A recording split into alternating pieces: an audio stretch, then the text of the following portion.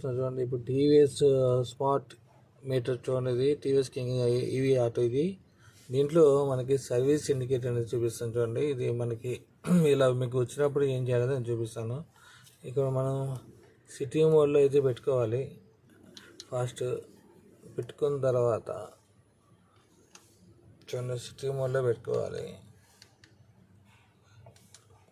తర్వాత ఈ long press left and right మీరు కంటిన్యూగా ప్రెస్ చేయాలి. ప్రెస్ చేయండి, చూద్దాం. ఇలా కొన్ని సెకండ్స్ కంటిన్యూగా ప్రెస్ చేస్తే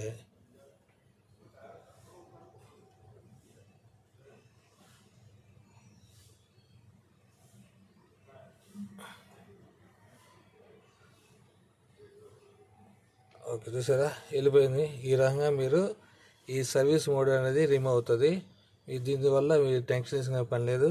మీకు ఎలా అనిపించిందో కామెంట్లో తెలియజేయండి. Thank you.